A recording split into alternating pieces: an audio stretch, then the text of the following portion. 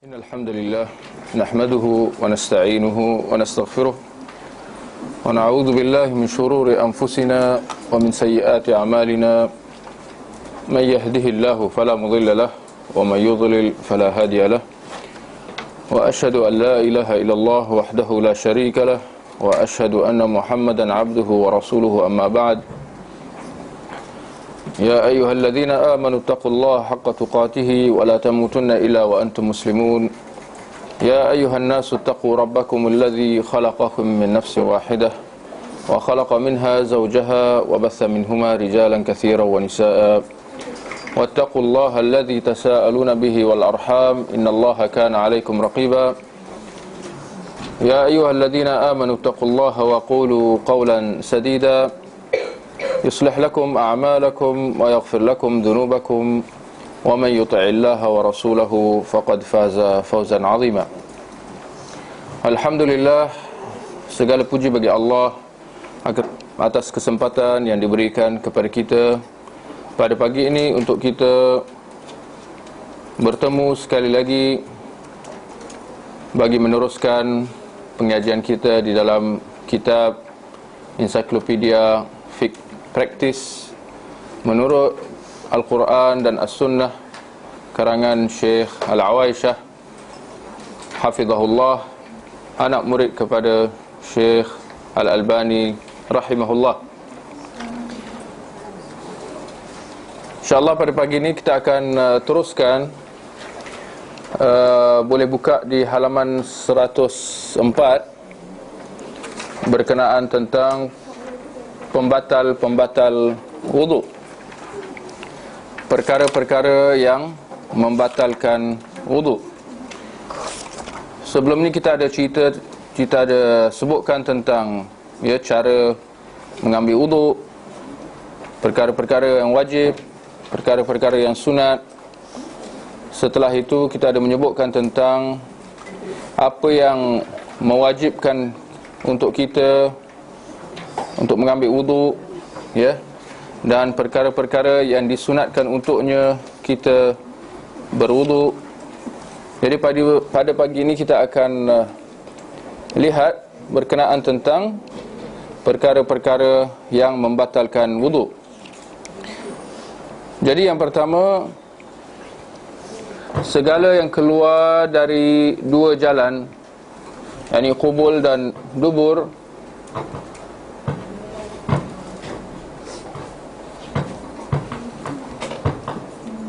dalam terjemahan ditulis kat sini seperti, saya lihat itu tidak tepat, kerana apabila dikata seperti, maknanya apa yang disebutkan setelah itu adalah sebahagian daripadanya, sebaliknya itu bukan yang disebutkan oleh Syekh Al-Awaisyah, Jadi boleh kita kata segala yang keluar daripada kubul dan dubur daripada. Jadi kadang dalam terjemahan ni sebenarnya orang kata apa, kena sentiasa, maknanya kena sentiasa ada apa, kena ulang semak balik sebenarnya, tapi tak apalah, Baik, daripada kencing, mani, mazi, kotoran ataupun kotoran tinja, maknanya buang air besar lah, atau angin. Jadi ini perkara-perkara yang disebutkan, maknanya dia berhenti kat situ, inilah perkara-perkara yang membatalkan wuduk, Jadi kita ada air kencing, mani, mazi, buang air besar dan angin, atau kentut lah, Baik, berkenaan tentang air kencing dan air besar, ini kerana setiap satu daripada itu perlu dibawakan dalilnya, Itu yang dilakukan oleh Syekh Al-Awaisyah. Jadi yang pertama, kencing dan air besar kerana berdasarkan surah Al-Ma'idah ayat yang ke-6. Ayat ini menjadi ya, asas dalam masalah wudu, di mana Allah Subhanahu wa taala berfirman, ya, au jaa ahadun minkum minal ghaid, atau terjemahan itu pun kena diulang semak balik, atau seorang kamu datang dari tempat membuang air, ya, atau seorang kamu datang dari tempat membuang air. Ini kita kata pembungaan bahasa lah, ya, dalam bahasa Arab, dalam bahasa Al-Quran, di mana perkara-perkara yang dianggap sulit, ya, perkara-perkara yang dianggap sebagai, ya, satu yang dimalukan, ya, adab Islam, ya, seperti mana yang diajar dalam Al-Quran, menuntut supaya kita tidak menyatakannya secara terang, secara terbuka macam tu. Ya, sebaliknya dikiaskan, ya, cakap berlapiklah. Ya, ini adalah adab dalam Islam. Ya, seperti mana yang jelas dapat kita lihat dalam ayat ini, di mana Allah menyebutkan tentang buang air kecil atau besar, ya, sebagai, dikata apa? Seorang kamu kembali daripada tempat membuang air. Maknanya, sedangkan yang dimaksudkan adalah sekiranya seorang kamu buang air besar atau kecil, tapi tidak dikatakan begitu, ya. Jadi ini dikatakan pembungaan bahasa atau balaghah, ya, yang termasuk dalam akhlak dan adab, ya, ketika mana kita, ya, menyatakan sesuatu yang memalukan. Bahkan kalau kita tengok dalam bahasa Melayu kita pun, ya, hal ini jelas. Ya, bila orang kata buang air besar, buang air kecil, itu balaghah lah. Mana air besarnya, air kecilnya, air-air lah. Tapi itu balaghah, itu adab, ya, apa orang kata apa, akhlak lah bila kita nak sebut benda-benda macam ni, ya. Baik. Juga antara lain, seperti mana dalam hadis yang dikenali sebagai hadis Safwan bin Asal. Kalau kita tengok dalam bahasa ulama, apabila mereka menyebutkan tentang sesuatu permasalahan, ya, antara cara yang biasa, cara penyampaian, ya, apabila mereka nak sebut sesuatu, tidak semestinya mereka akan menyebutkan hadis itu atau dalil itu atau ayat itu secara penuh. Tidak semestinya mereka akan membacakan ayat itu atau mereka akan sebut hadis itu. Lebih-lebih lagi kalau sekiranya dalil itu atau nas itu panjang, ya, maka antara cara mereka adalah mereka akan meringkaskan nas ayat Al-Quran atau hadis, ya, seperti mana dalam ayat Al-Quran tadi, surah Al-Ma'idah yang kita baca tadi. Kita lihat bagaimana, atau seorang kamu kembali daripada tempat buang air besar. Kalau bagi seorang yang tak ada latar belakang, tak ada asas, dia akan kata, ni apa benda ni, ayat ni tergantung.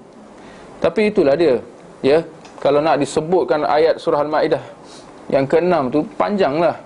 Jadi orang kata tak berapa praktikal lah, ya, kalau setiap kali nak kena bacakan ayat tu semua.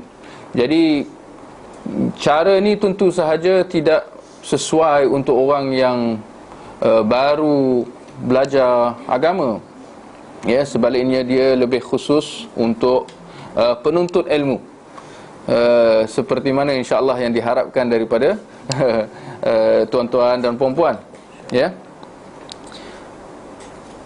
Itu satu cara, iaitu direngkaskan nas atau nas ayat Quran ataupun hadis, ya, di mana hanya disebutkan petunjuk dalil daripada nas itu, ya. Juga antara cara yang digunakan, ya, apa mereka memberi, orang kata apa, macam nak kata, tajuk-tajuk tertentu pada nas itu. Contohnya, mereka tak sebut pun ayat Al-Quran tadi tu. Sebaliknya mereka kata ayat Al-Wudu dalam surah Al-Ma'idah, contoh. Ini lagi umum lah, ya, memerlukan seorang yang orang kata apa, yang ada ilmu lebih lagi, ya, supaya dia tahu apa yang dimaksudkan dengan ayat wuduk dalam surah Al-Maidah, ya.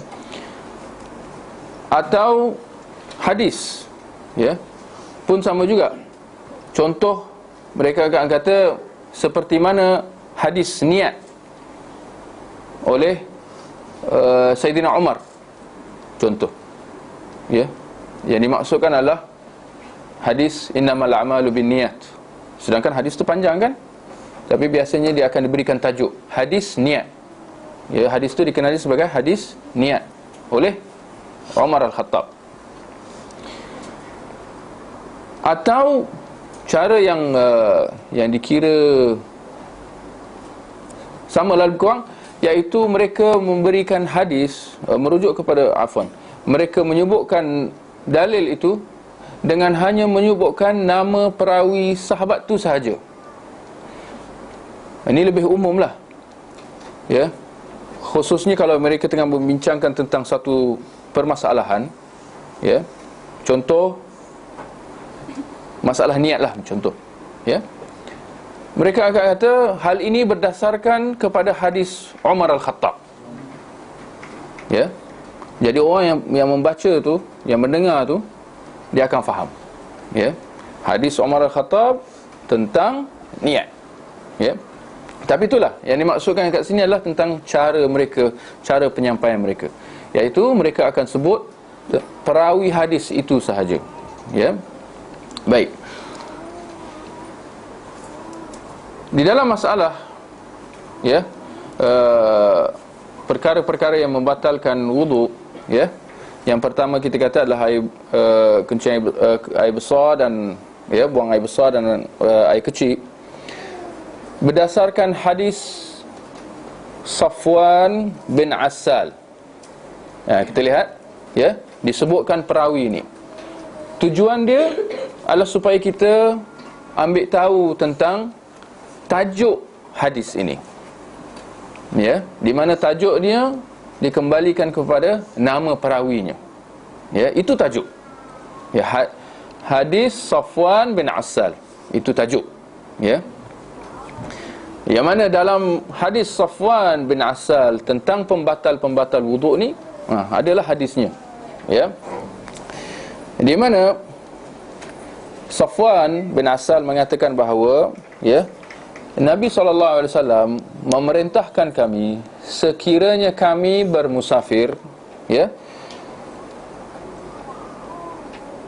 baginda mengarahkan kami, ya, saya tengok dalam terjemahannya pun, ya, ini pun kena ya, mana?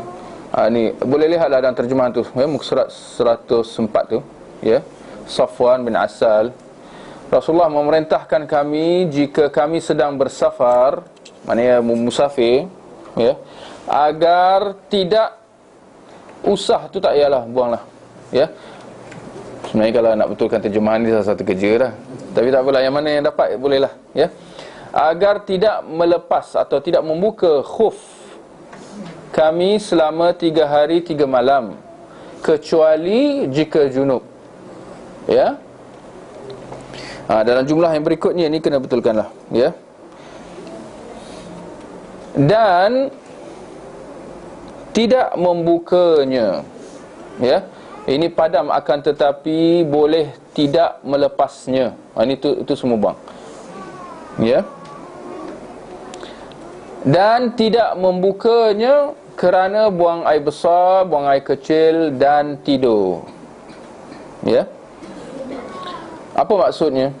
Ya, Safwan mengatakan Rasulullah memerintahkan kami kalau kami bermusafir, ya, tidak membuka alas kaki kami, ya, khuf tu, selama 3 hari 3 malam, kecuali jika junub.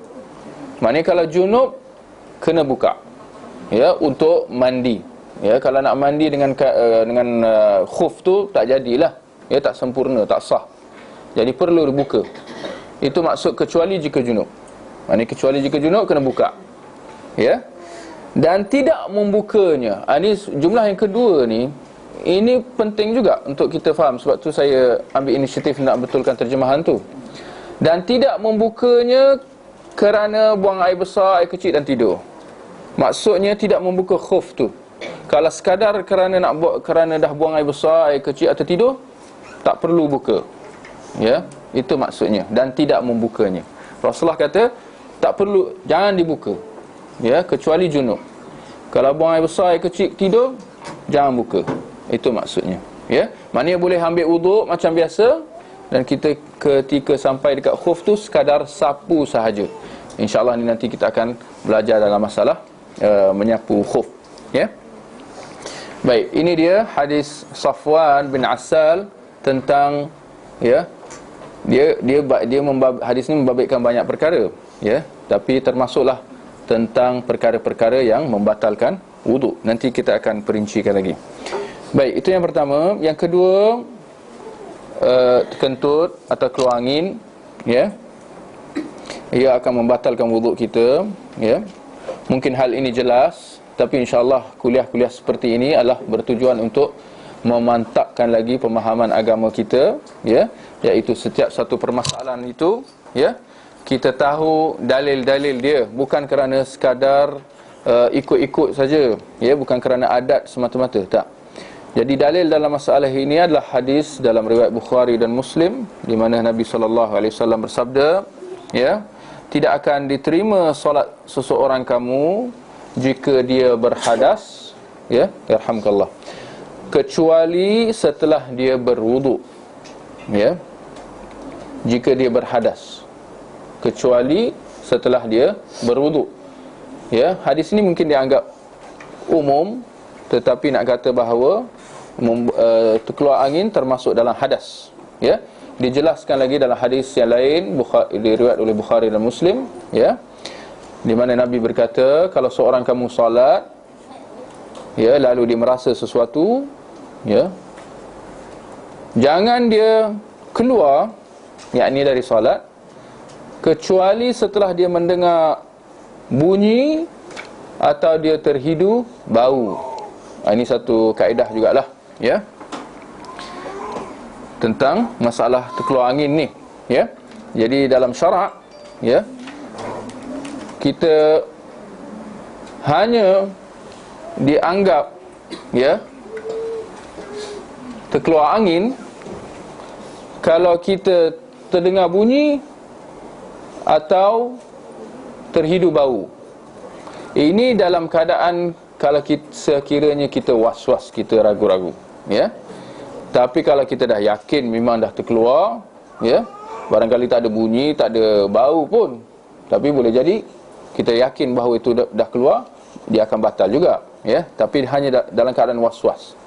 Tapi hadis yang kita sebut tadi secara tidak langsung, ya, nak menunjukkan bahawa terkeluar angin membatalkan wuduk, ya.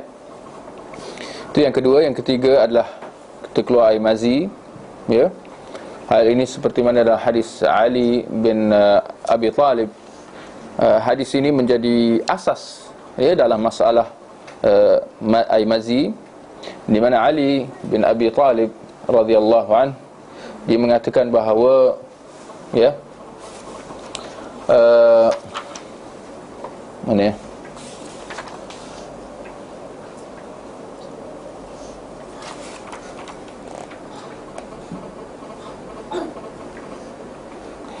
aku adalah halaman 105. Aku adalah seorang laki-laki yang sering mengeluarkan mazi. Lalu aku menyuruh seseorang untuk bertanya kepada Nabi SAW, mengenangkan kedudukanku sebagai menantu baginda.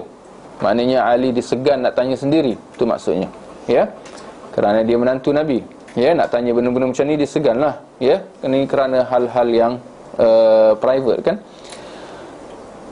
Lelaki itu pun bertanya kepada Nabi SAW. Rasulullah pun menjawab, berwuduklah dan cucilah kemaluanmu, ya. Jadi secara tidak langsung menunjukkan bahawa keluarnya air mazi itu membatalkan wuduk, ya, bagi lelaki dan perempuan. Kerana ini bukan khas bagi lelaki sahaja, ya. Baik, itu yang ketiga. Yang keempat, air mani, ya, seperti mana hadis Nabi, ya,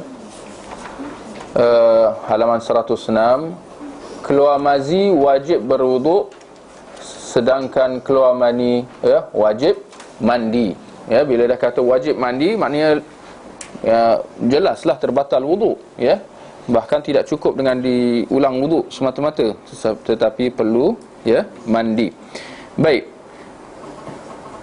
ini dalam hal yang pertama, perkara yang pertama yang membatalkan, ya, wuduk, iaitu apa juga yang keluar daripada qubul dan dubur daripada perkara-perkara yang telah disebutkan, ya. Air besar, air kecil, angin, mazi dan mani. Yang kedua adalah hilang akal, ya, hilang akal, sama ada kerana gila ataupun pengsan dan sebagainya, ya. Dan sebagainya apa? Kadang-kadang kita tanya juga. Seorang kadang-kadang kata dan lain-lain, dan seumpamanya, dan sebagainya. Bila tanya sebagainya apa? Dia termenung 3 hari 3 malam apa, ya. Cakap senang nak kata, ya. Kadang-kadang itu bentuk-bentuk gaya penulisan yang orang kata apa, yang mengelirukan, atau dia nak play safe. Banyak masalah ni, seperti disebutlah beberapa dan sebagainya. Kita pun dengar, banyak, ya. Bila tanya balik, sebagainya apa, ya, dia pun tak apa, nanti saya fikir. Jadi berhati-hati, kena ambil perhatian tentang penggunaan perkataan sebegitu, ya. Baik. Dan sebagainya apa tadi? Ya. Hilang akal, ya, kerana gila, pengsan, tidur tak, dia datang nanti kita akan sebut tidur secara spesifik, ya. Pitam pengsan lain ke? Ni bila ambil ubat apa dia panggil? Pelali, bukan pelali, dia bius, kan, anestetik. Kan dia kadang-kadang dia biar seorang tu bukan menjadi mamai lah. Itu termasuk hilang akal, ya. Maknanya akal dia dah tak boleh berfungsi lagi dah. Tanya dia apa-apa, dia kata dia tak boleh jawab, ya. Baik, ini kerana seperti mana dalam masalah tidur yang kita akan bincangkan nanti, kerana bila hilang akal, dia lebih daripada tidur, ya. Nak kata beza antara hilang akal dengan tidur, tidurlah kita tahulah, ya, itu kita akan bincang nanti. Tapi bila kata hilang akal, dia lebih lagi, ya, kerana seorang itu dia tak peka lagi dengan panca indera dia, ya. Baik, itu yang kedua. Yang ketiga adalah ini kena ambil perhatian lah, ya, menyentuh kemaluan dengan syahwat. Ini kita kena ambil perhatian, mengenangkan banyaknya persoalan-persoalan yang sering timbul berkenaan tentang hal ni. Adakah menyentuh kemaluan membatal wuduk? Ini satu masalah dalam mazhab, banyak membincangkannya, ya. Ada yang melihat kalau sentuh saja, ya, batal, ya. Ada yang kata lagi, kalau sentuh dengan ni bahagian apa? Ni apa? Dengan bahagian dalam, bahagian tapak, batal. Kalau belakang tapak, tak batal. Ada perincian macam tu pula, ya. Tapi insya-Allah yang rajih dalam masalah ni, ya, adalah seperti yang disebutkan oleh Syekh Al-Awashah, ya. Dan inilah pendapat yang dikuatkan oleh Syekh Al-Albani, ya, guru kepada beliau, ya, dan guru kepada kita semua insya-Allah, ya. Iaitu menyentuh kemaluan hanya akan membatalkan wuduk sekiranya dengan syahwat. Baik. Mengapa begitu? Ya. Hakikatnya dalam masalah ini ada seolah-olah dua bentuk hadis atau dua hadis secara spesifik yang seolah-olah bertentangan. Apa dia? Hadis yang pertama, hadis Busrah binti Safwan. InsyaAllah kita dah tahu, tujuan disebut nama perawi di sini. Hadis Busrah binti Safwan, di mana Nabi SAW bersabda, sekiranya seorang kamu menyentuh kemaluannya, maka hendaklah dia berwuduk. Baik, apa maksud hadis ni? Hadis ni bersifat umum. Kalau sentuh kemaluan, hendaklah berwuduk. Maknanya tak kira apa juga, dengan syahwat atau bukan syahwat, kan? Memang begitu maksudnya, kalau dilihat daripada segi zahir nasnya lah. Jadi ini hadis yang pertama, ya. Dalam hadis yang lain, ya, yang membawa makna yang sama, ya, sekiranya seorang kamu menyentuh kemaluannya dengan tangannya sedangkan tidak ada pelapik, ya, antara tangan dan kemaluannya, maka hendaklah dia berwuduk. Diperincikan lagi, ya. Jadi hadis ni dengan hadis Busrah bin Safwan tadi membawa makna yang sama. Ini satu bentuk. Tetapi kedua hadis ini dan yang seumpama dengannya bercanggah dengan satu bentuk hadis yang lain yang diriwayatkan daripada Talq bin Ali, ya, di mana Rasulullah sallallahu alaihi wasallam ditanya tentang seorang yang menyentuh kemaluannya setelah berwuduk. Ya, menyentuh kemaluan setelah berwuduk, maknanya dalam keadaan berwuduk. Nabi kata apa? Ya, bukankah kemaluannya adalah sebahagian daripada tubuh badannya? Kena ambil perhatian juga, sekali-sekali dengar hadis ni terkebil-kebil juga. Apa maksudnya?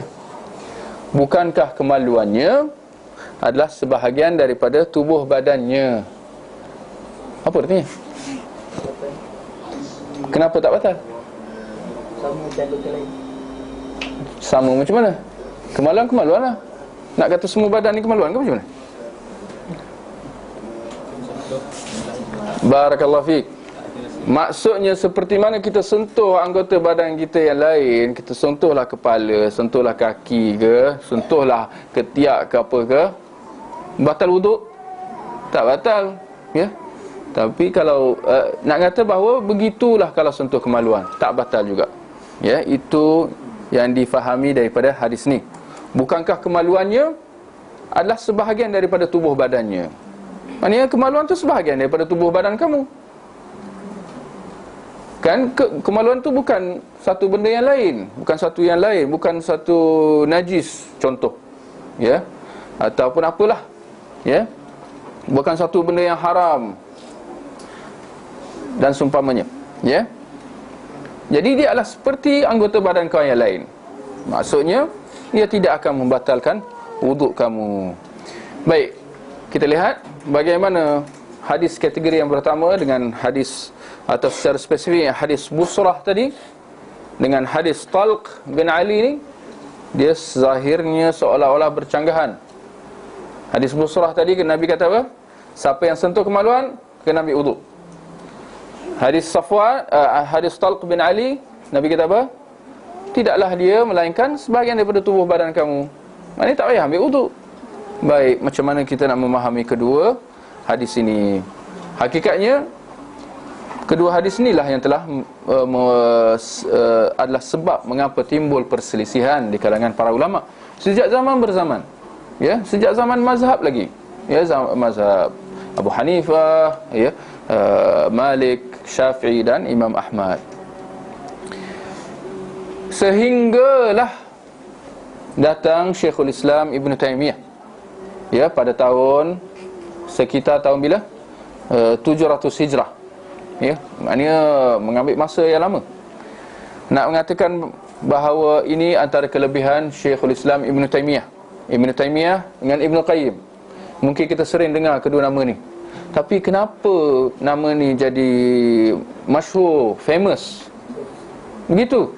Ya, kenapa dia tak macam ulama-ulama yang lain? Kenapa nama dia sering disebut? Ini kerana antara ciri Syekhul Islam Ibn Taymiyah, ya, antara jasa dia, dia banyak menghimpunkan atau dia banyak menjelaskan masalah-masalah yang berlaku perselisihan di kalangan mazhab sebelumnya. Ya, Maka begitulah dalam masalah ni, di mana Syekhul Islam Ibn Taymiyah akhirnya berjaya merungkai tentang perselisihan daripada pemahaman dua bentuk hadis tadi. Maka Ibn Taymiyah menjelaskan bahawa kedua hadis ini, kedua bentuk hadis ini, kalau dilihat kedua-duanya sahih, itu masalah. Dia kalau satu dhaif, satu sahih, tak ada masalah lah. Yang dhaif tu kita akan buang, kita akan tolak. Tapi ni kedua-duanya sahih, takkan kita nak talilat. Kita nak, inilah betul, ini nampak keras sikit. Keras bagus lah. Kata, janganlah keras, kita agama mudah, kita ambil yang mudah pula, dengan hujah masing-masing, dengan semua akal-akal je. Ya. Jadi Ibn Taymiyah rahimahullah, dia menjelaskan bahawa kalau dilihat, dihimpunkan kedua-duanya, akhirnya dia akan membuat kesimpulan bahawa menyentuh kemaluan hanya akan terbatal wuduk kalau dengan syahwat. Dia seolah-olah satu pendapat yang baru, kerana hadis yang pertama tak ada sebut tentang syahwat, hadis yang kedua tak ada sebut tentang syahwat, kan? Hadis yang pertama kata kena ambil wuduk, hadis yang kedua secara umum, secara mutlak. Hadis yang kedua kata tak payah ambil wuduk secara umum dan secara mutlak kalau tersentuh kemaluan tu. Tapi tiba datang Syekh Ibn Taymiyah, dia kata kena ambil wuduk kalau dengan syahwat. Ya, sekali pandang seolah-olah dia adalah satu pendapat yang baru. Tetapi kalau kita perincikan, kita akan dapati bahawa itulah yang rajih. Bahkan itulah satu-satu kesimpulan yang dapat kita buat dengan kita menghimpunkan kedua-dua hadis yang seolah-olah bercanggahan. Baik. Bahkan Ibn Taymiyah menjelaskan bahawa rahsia pendapat yang rajih dalam masalah ni, atau jawapan yang kita bawa di sini, dapat diambil daripada hadis Talq bin Ali tadi, di mana Nabi SAW mengatakan bahawa apabila ditanya tentang seorang yang menyentuh kemaluan setelah dia berwuduk, Nabi kata apa? Bukankah kemaluannya adalah sebahagian daripada tubuh badannya? Rahsianya adalah dalam jawapan tu, di mana Nabi kata tidaklah ia melainkan sebahagian daripada tubuh badan kamu. Ini kata kelebihan pandangan para ulama.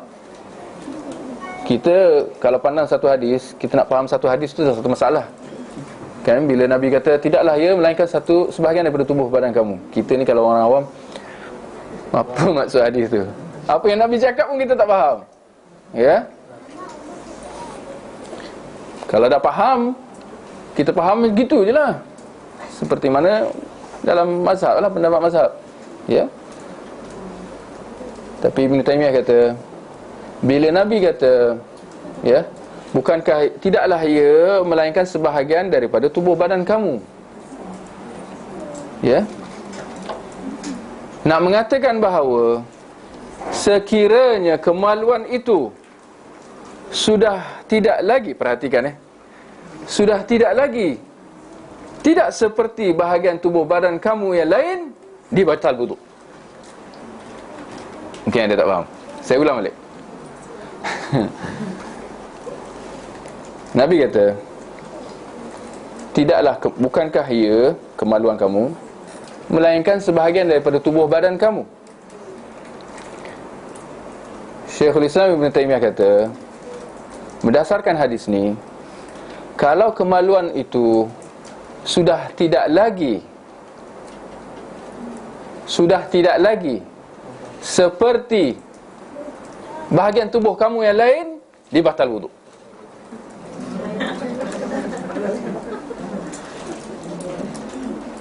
Kita sentuh kepala kita, ada naik syahwat ke? Sentuh badan ke, sentuh tangan ke, ada naik syahwat? Orang yang normal tak adalah, Tapi bila kemaluan, ada kalanya dia naik syahwat,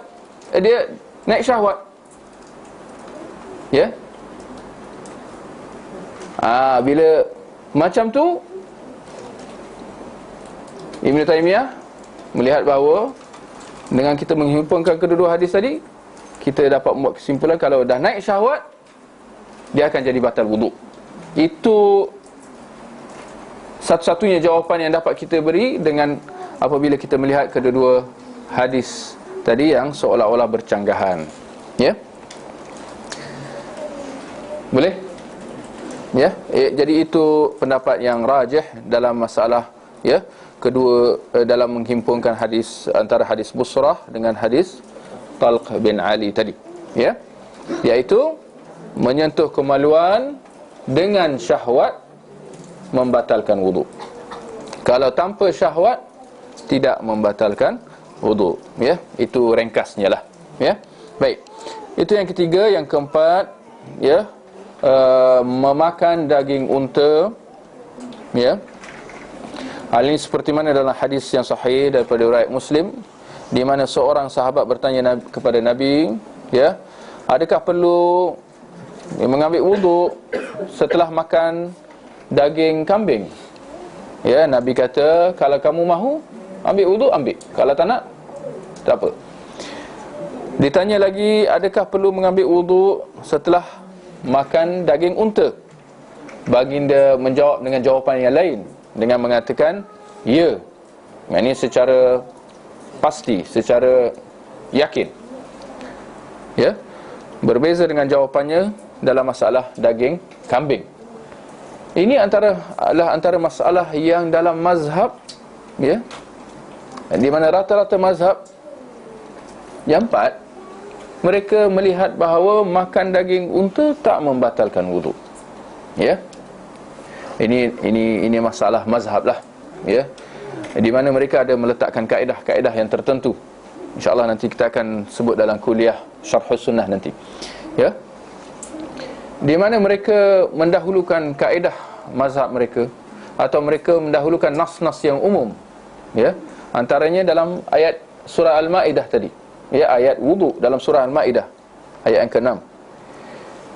Maka mereka membuat kesimpulan bahawa makan daging unta tak membatalkan wuduk. Sedangkan pendapat ini jelas bercanggah dengan apa yang disebutkan oleh Nabi. Apabila ditanya, perlukah mengambil wuduk setelah makan daging unta? Nabi kata ya. Apa maksud bila Nabi kata ya? Maknanya kena batal wuduk dan kena ambil wuduk balik lah. Itu jelas. Baik, itu yang keempat. Yang kelima, tidur. Tidur adalah di antara pembatal wuduk. Cuma nak kata bahawa masalah tidur adalah seperti dua masalah sebelum tadi yang kita sebut tadi. Ulama berbeza pendapat tentangnya. Adakah tidur membatalkan wuduk ataupun tidak? Maka ada dua pendapat yang yang bercanggahan lah. Satu pendapat kata tidak membatalkan sama sekali. Tidur tidak membatalkan wuduk sama sekali. Ini satu pendapat. Antara dalil mereka adalah keumuman nafs, seperti yang dalam surah Al-Ma'idah tadi, di mana tidak ada disebut kalau tidur batal wuduk, tak ada.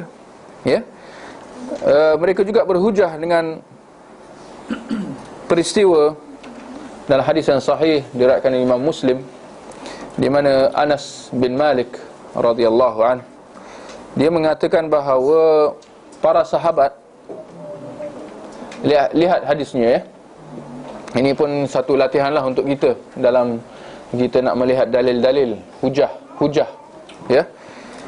Anas bin Malik kata, lihat hadisnya, saya akan tanya nanti. Para sahabat Nabi sallallahu alaihi wasallam, mereka akan tidur, setelah itu mereka solat tanpa wuduk. Para sahabat akan tidur, setelah itu mereka akan solat tanpa wuduk. Di situ jelas Anas bin Malik menafikan tentang kewajipan mengambil wuduk setelah tidur. Jelas kan? Nak tanya di sini, hadis ini bentuk apa? Ini hadis tak? Ni soalan yang pertama lah. Dia kata Nabi, bukan. Ini asar. Tetapi dia sampai martabat hadis tak?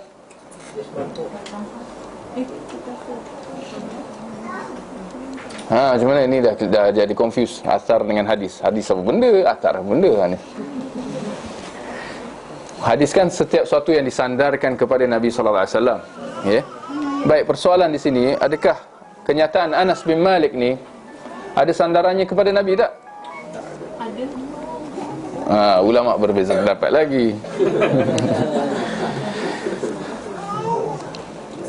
Ada sandaran kepada Nabi sallallahu alaihi wasallam, ya. Para sahabat Nabi sallallahu alaihi wasallam akan tidur, lepas tu mereka akan solat tanpa mengambil wuduk, ya. Anas bin Malik menceritakan tentang perbuatan para sahabat, ya, yang mana zahirnya pada zaman bila? Pada zaman Firaun. Mereka tak wujud lagi. Pada zaman Nabi sallallahu alaihi wasallam lah. Maknanya dengan disaksikan oleh Nabi sallallahu alaihi wasallam, ada sangkaan yang kuat, tak yakin. Sangkaan yang kuat bahawa ya.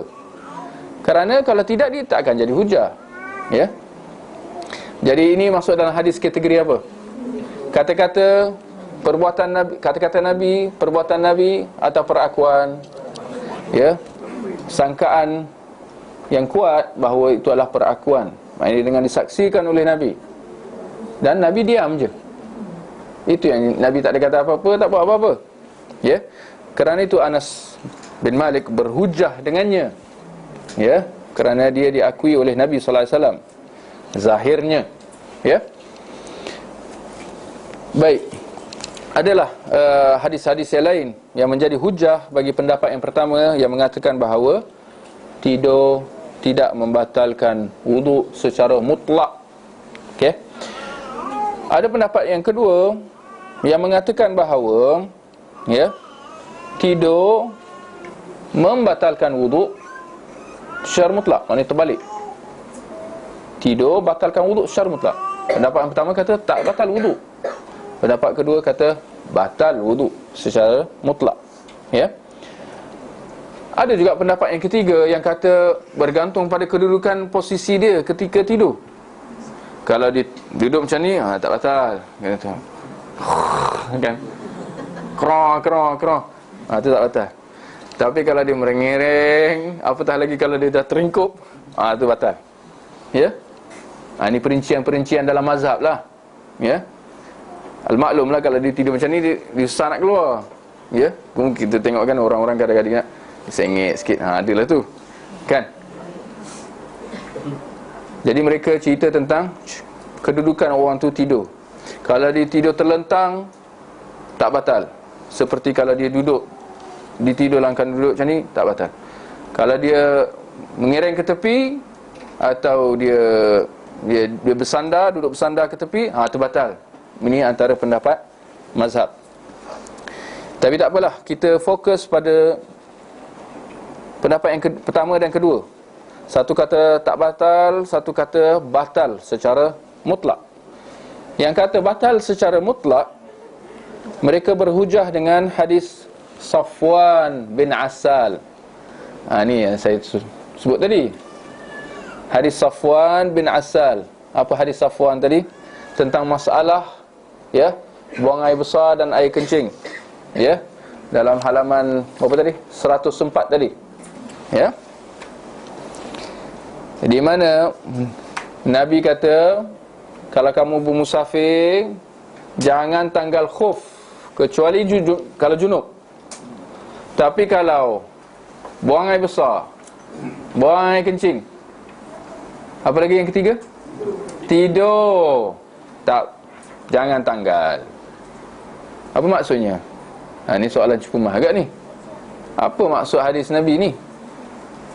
Apa kaitannya dengan tidur? Kecuali jangan tanggal kerana buang air besar, air kecing dan tidur. Apa maksudnya? Apa kaitannya dengan masalah tidur di sini? Maknanya batal. Tetapi tak adalah sampai kena tanggal khuf tu. Boleh faham? Bila Nabi sebut, Nabi samakan antara tidur dengan buang air besar dengan air kecil. Air kecil. Dari sudut apa? Dia membatalkan wudu. Nampak petunjuk dalil dia? Ni kena ada pemahaman sikit lah. Mungkin ada yang terkebil-kebil. Apa ni? Kan? Ini nak kata bahawa ini penghujahan para ulama. Ya? Bagaimana mereka berhujah dengan nas-nas yang tidak semestinya kena jelas. Jadi kalau semua benda nak kena jelas, tak adalah nasnya, tak adalah dalilnya. Kadang-kadang ada orang kata, dalam masalah ni kita kena ada satu nas yang jelas, yang sahih, yang pasti, qat'i, mutawatir. Habislah, tak adalah nas. Kerana banyak nas-nas Al-Quran dan hadis, dia secara tidak langsung. Dia tak ada jenis orang dia nak kena ada nas yang terus. Contoh, minum arak jenis ini haram. Dia nak kena ada nas, minum arak Carlsberg haram. Kalau Carlsberg bukan Carlsberg, halal. Ada macam tu. Alat muzik gitar haram. Mana gitar aja haram, piano tak apa. Dia nak macam tu pula. Sama juga dengan maulid Nabi dan sebagainya. Tak ada dari hadis larangan. Nampak macam mana dia orang punya pemikiran. Dia nak ada hadis maulid Nabi, nyanyi-nyanyi, pusing-pusing haram. Baru kata haram. Kalau tak ada nas bentuk macam tu, halal, harus. Dia jenis pemikiran macam tu. Nak kata bahawa ini pemikiran yang dangkal lah, yang menunjukkan kejahilan mereka tentang bentuk-bentuk dalil daripada Al-Quran dan juga hadis. Baik. Kalau dalam masalah tidur, ya, yang mana yang rajih? Adakah dia membatalkan wudu ataupun tidak? Ya. Syekh Al-Awaisyah dia menguatkan pendapat yang kedua, yang mengatakan bahawa tidur membatalkan wudu secara mutlak.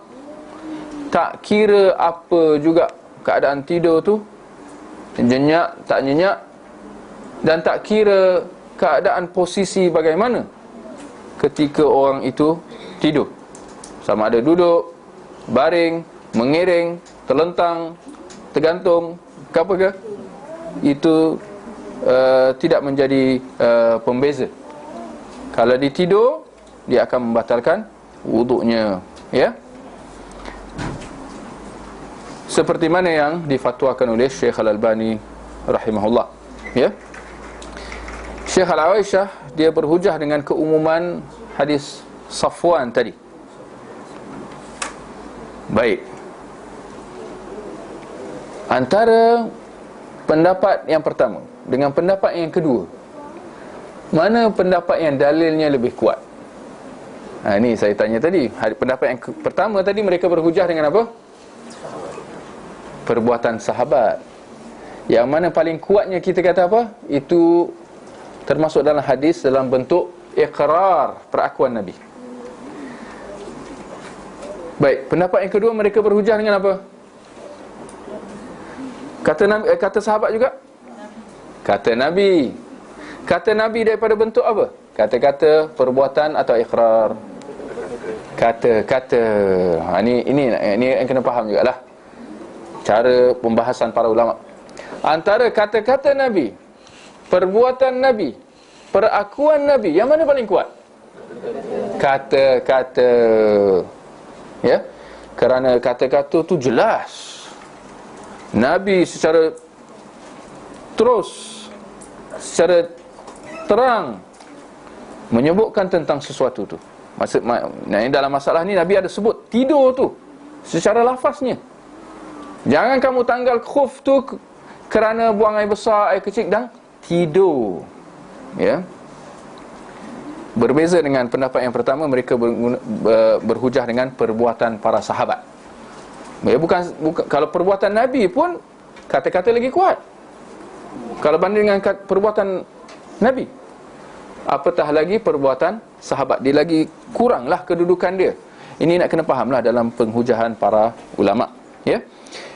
Pendapat yang kedua yang mengatakan bahawa tidur membatalkan wuduk secara mutlak dikuatkan lagi dengan hadis yang sahih daripada riwayat Abu Dawud, di mana Nabi SAW bersabda, ya, pengikat, kita tengok halaman apa?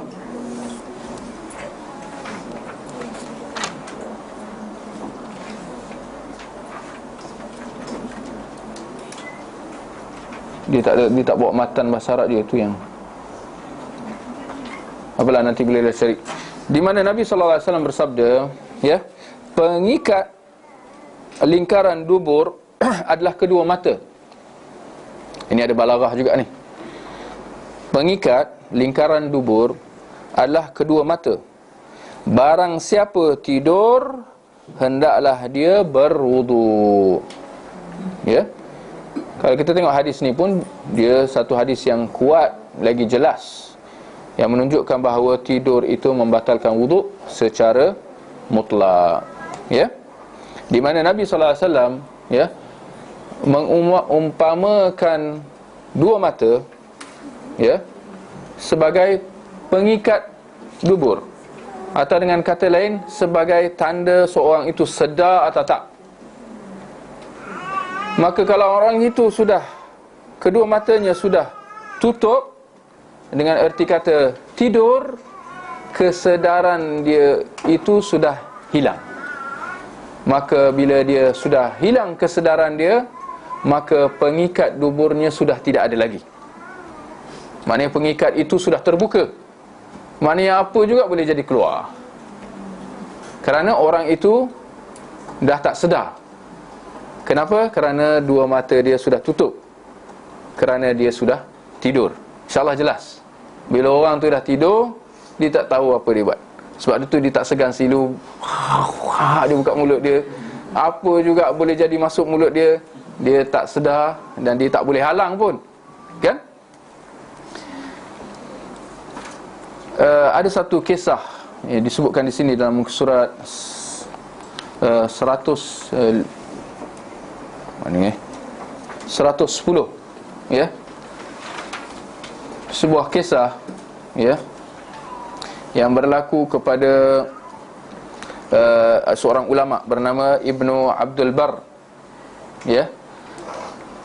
Di mana Ibnu Abdul Bar, ya, ke atas tu, ya, perenggan yang atas tu, dia ada menceritakan tentang satu peristiwa yang berlaku kepada dia secara peribadi, di mana dia mengatakan, pada mulanya aku memilih pendapat yang pertama, yang kata bahawa tidur tu tak membatalkan wuduk, atau yang pendapat yang memperincikan, yang ini bergantung pada kedudukan. Kalau seorang tu tidur duduk, tak batal wuduk. Kalau dia mengereng baru batal. Ibn Abdul Bar kata, ini fatwa aku pada mula-mula. Dan fatwa ni akhirnya aku tukar. Aku tak lagi berpegang dengan dia setelah berlaku satu peristiwa di mana orang yang duduk kat sebelahku ketika khutbah ke apa, khutbah Jumaat ke apa, dia duduk dengar khutbah, tapi lepas tu dia tidur. Dalam keadaan duduk lah. Tapi ketika dia tidur, aku yakin aku bau daripada dia. Maka setelah dia bangun daripada tidurnya, aku kata kat dia, maknanya dah nak ikamat lah, ikamat solat Jumaat tu lah, aku suruh dia, pergi ambil wuduk, sebab kau tadi keluar angin. Orang itu secara yakin dan pasti juga jawab kat aku bahawa dia tak kentut. Minta maaf. Dia yakin kata tak berlaku apa-apa. Aku pula yakin kata ya, ada berlaku apa-apa. Maka apabila aku melihat dia yakin, sedangkan aku juga yakin bahawa dia keluar angin, dan ketika itu dia tidur, yang mana bila dia tidur dia tak boleh, mustahil dia akan jadi yakin juga. Bila kita tidur, kita akan hilang, terangkat kesedaran kita. Jadi masakan dia boleh yakin kata tak juga, itu mustahil. Maka kerana itu aku memilih pendapat yang kedua, yang mengatakan bahawa tidur itu membatalkan wuduk secara mutlak. Kenapa? Bila kita tidur, kita takkan lagi sedar adakah kita tengering sekejap, balik-balik, kan?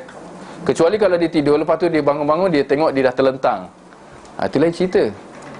Tapi bila kita tidur, ya, walaupun kalau kita bangun balik kita masih lagi dalam keadaan asal, adakah ini menafikan bahawa ketika kita tidur kita terlentang sekejap, terngering sekejap? Tidak menafikan. Boleh jadi berlaku tanpa kita sedar. Ya. Baik.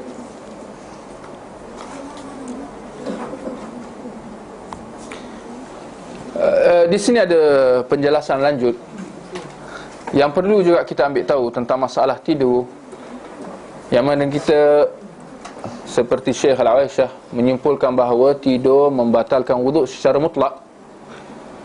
Dalam masa yang sama kita kena bezakanlah antara tidur yang menjadi permasalahan di sini dengan ngantuk. Apa beza antara tidur dan ngantuk? Kita tahulah kesedaran seorang tu, bila kita perincikan ada 3 lah. Sedarlah, InsyaAllah semua kita kat sini sedarlah. Ke ada yang mengigau datang sini? Baik, sedarlah. Sedarlah. Ya. Lepas tu yang ketiga, tidur. Tapi nak kata antara sedar, jaga dengan tidur, ada keadaan pertengahan, iaitu separa sedar, atau dengan istilah lain, ngantuk. Apa beza antara ngantuk dengan tidur? Mana garis halus pemisah antara ngantuk dan tidur? Mungkin ada yang kata, oh kalau tidur dia dah berkerong. Bukan semua orang berdengkur. Ya.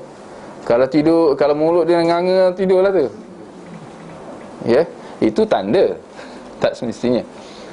Baik, apa garis pemisah antaranya? Ya, sama nak tulis-tulislah. Ngantuk tu, ya, orang itu macam kita kata tadi, dia separa sedar. Baik, apa separa sedar tu? Kita perincikan lagi. Separa sedar yang membezakan antaranya dengan orang yang sedar. Separa sedar, orang yang ngantuk tu masih lagi mendengar suara-suara di sekelilingnya, walaupun dia barangkali tidak mengertinya.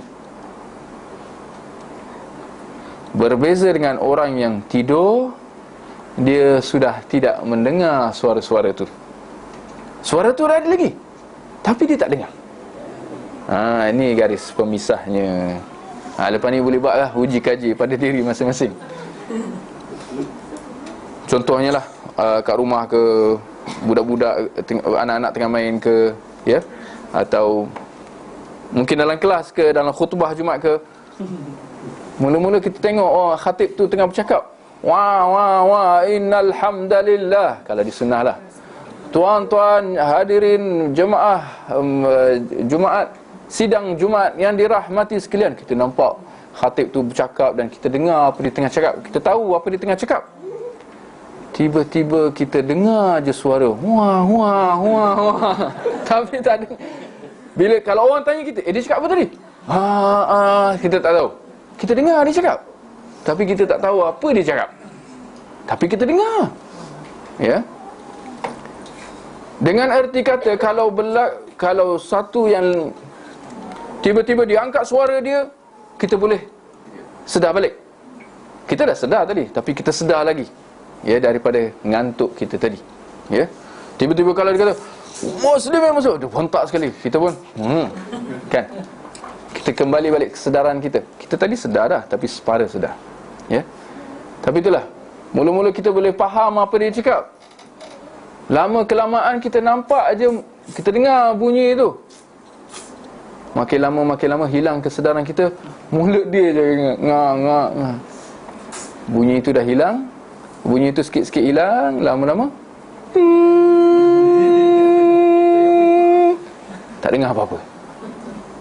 Khatib masih lagi berkhutbah, orang tu masih lagi bercakap, tapi kita tak dengar. Black out, hilang. Ya, tak nampak apa-apa, tak dengar apa-apa. Bau pun tak bau apa-apa. Itu yang kata, ya, bila orang dah macam tu, masakan dia boleh yakin dan pasti bahawa ketika dia dalam keadaan macam tu, tak nampak apa-apa, tak dengar apa-apa, tak bau apa-apa, ya, dia boleh yakin, secara yakin dan pasti mengatakan bahawa tak ada keluar apa-apa daripada duburnya, ya. Baik, itulah pendapat yang rajih dalam masalah tidur, ya, bahawa dia membatalkan wuduk secara mutlak. Baik, insya-Allah saya ingat cukup sekadar itu. Kalau ada pertanyaan, nak sekarang ke kemudian? Ustaz. Tapi Ustaz kemudian lah. Okey. Ustaz, kalau dalam situasi solat Jumaat, kita duduk di saf pertama, tiba-tiba berlaku kita tidur, memang kita confirm tidur lah, tiba-tiba terjaga tu waktu iqamat lah. Apa yang perlu dibuat? Ayolah. Kalau waktu khutbah Jumaat, alhamdulillah kita di saf depan, tetapi innalillah kita tertidur, dan a'udzubillah tak tahu lagi, dia tertidur aja. A'udzubillah kita terjaga apabila dah iqamat. Maka apa yang perlu dibuat dalam keadaan macam ni, ya? InsyaAllah kita kena faham ada dua masalah kat sini. Satu masalah hukum, satu masalah praktikal. Dari segi hukum, insyaAllah kita dah tahu bahawa tidur membatalkan wuduk secara mutlak. Maknanya orang ni kalau dia dah tidur, tak kira lah dia saf pertama ke, saf kedua ke, kat belakang ke, mana-mana, dari segi hukum dia dah batal wuduknya. Maknanya dia kena ambil wuduk. Ada ruang tak untuk dia tak nak ambil wuduk? Kita kata tak adalah. Dia kena ambil wuduk, ya, sebab dia dah batal wuduk, ya. Sedangkan hadis kata apa? Allah tidak akan terima solat seseorang kalau dia berhadas, melainkan setelah dia ambil wuduk. Jadi dia kena ambil wuduk tak? Dia kena ambil wuduk. Baik, ini datang dari segi keduanya, praktikalnya. Bagaimana dia nak ambil wuduk? Kita kata pada mandai lah. Dia kena ambil wuduk lah, ya. Macam mana? Dia kena berlari, dia kena cepat-cepat potong saf, jalan depan orang cepat-cepat, ya. Dia kena cari jalan lah. Fattaqullaha mastata'tum. Bertakwalah kepada Allah sedaya yang kamu mampu, ya. Tapi dari segi dia kena ambil wuduk, dia kena ambil wuduk, ya. Dalam masa yang sama timbul masalah, boleh tak dia berjalan di depan orang yang tengah solat, dalam masalah berjalan depan orang yang tengah solat, dia sendiri dia tak boleh jalan depan orang, ya. Dia tak boleh potong saf tu, kerana ni orang tengah solat, kalau dah solat. Dan orang yang tengah salat berhak untuk menghalang dia. Kalau dia tak tahu hukum, satu hal. Tapi kalau tiba-tiba berdepan dengan orang yang tengah halang dia, itu satu hal yang lain. Maka akhirnya dia tak boleh potong saf, ya. Sama ada dengan ilmu dia atau dengan penghalang yang ada kat depan tu, ya. Jadi bagaimana? Kita akan kata kepada dia, bertakwalah kepada Allah sedaya yang mampu, ya. Kalau wuduk engkau sudah terbatal, kau tak boleh solat, ya. Dan untuk engkau nak lalu depan orang yang dah solat, tengah solat, tak boleh juga. Dan matlamat tidak menghalalkan cara, ya. Bukan kerana aku tak ada wuduk, maknanya menghalalkan untuk engkau jalan depan orang, ya. Maka akhirnya ikut celah-celah. Itu yang dapat kita katalah, ya. Ikut celah-celah, jangan lalu depan orang. Tapi ikut celah-celah tidak ada masalah, itu lain, ya. Ikut celah-celah bukan seperti berjalan depan. Boleh tahu? Boleh insya-Allah faham? Ikut celah-celah lah, ya. Dia tidak boleh, dia kena elakkan daripada berjalan di hadapan orang yang sudah bertakbiratul ihram, ya. Jadi hendaklah dia bertakwa kepada Allah sedaya yang mampu. Baik. Keadaan tu boleh tayamum tak? Adakah dia boleh bertayamum? Dalam keadaan tu lah. Yelah. Itu kita kata dalam masalah tayamum hanya boleh apabila tak ada air. Ini air kita nampak tu, air tengah turun. Jadi nak kata bahawa dia boleh tayamum tu secara prinsipnya tak boleh. Ya. Saya tak tahulah kalau ada keadaan yang tertentu menghalang dia daripada sampai ke air tu secara jelas. Ya. Itu lain ceritalah. Ya. Ya. Ada keadaan yang air ada tapi kita punya keadaan pula kita boleh kena air. Contohnya kalau keluar sakit kan. Iyalah. Itu maksudnya ada perincian lagi lah kalau air. Memang ada perincian. Ya, jadi yang akhirnya perincian-perincian ni kita tak boleh nak sampai nak sebutkan satu persatu. Ya. Kerana setiap situasi berbeza antara satu sama lain. Keadaan seorang tu, individu tu, ketika itu, di masjid itu, di saf itu, di penjuru itu.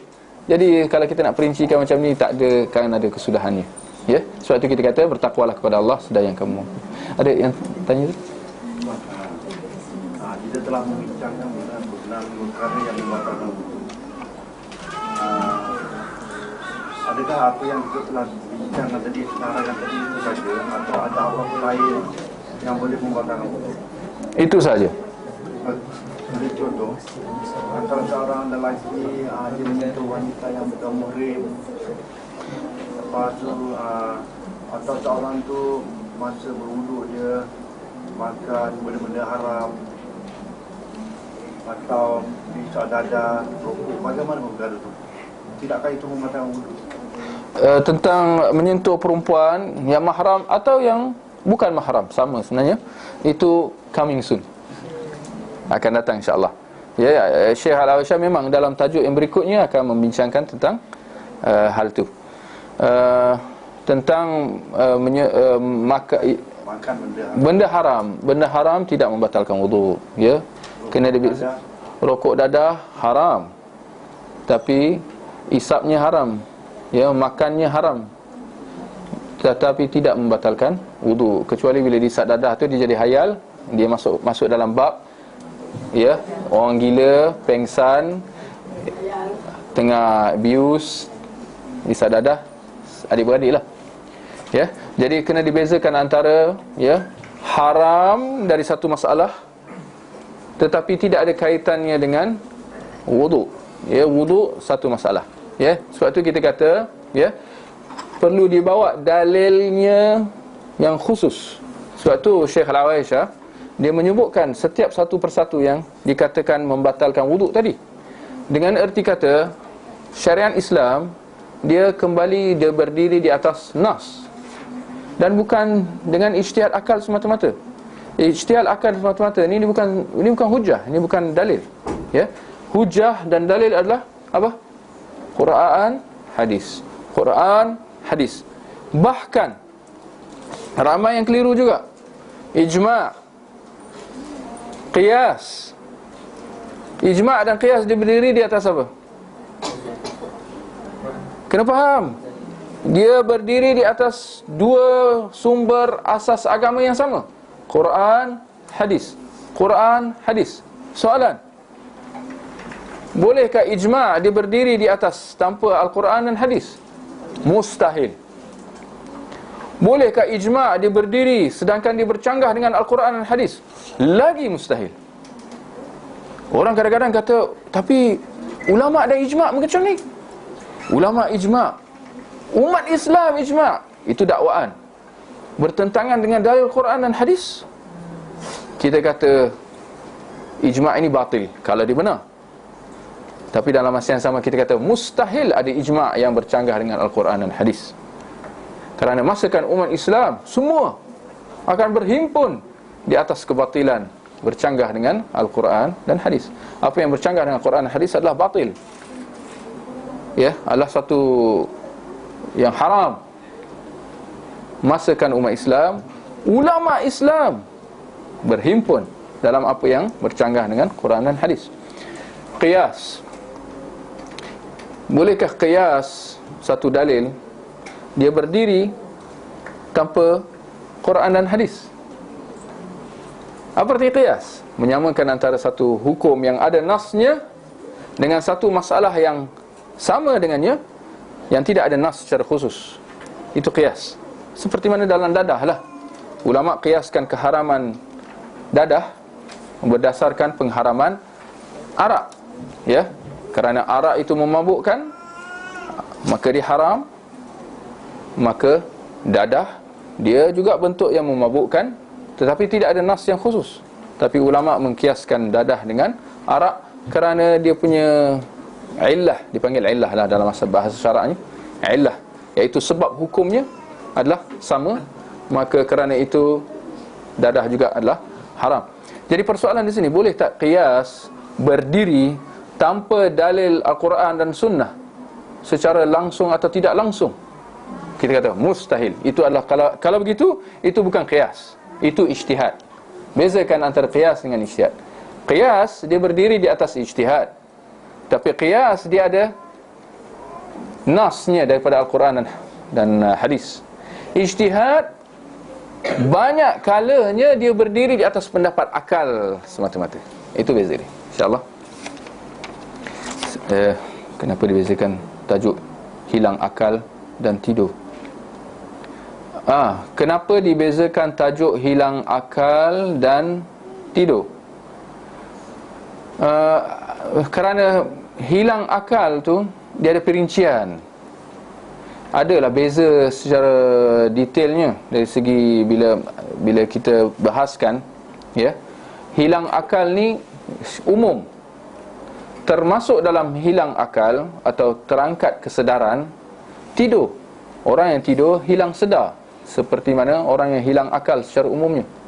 Jadi hilang akal ni umum, tidur ni lebih khusus lagi.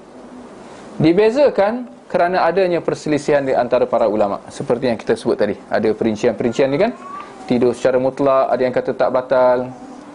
Sedangkan ulama secara umumnya semua yang mereka sepakat, kalau orang tu gila, batal wuduk.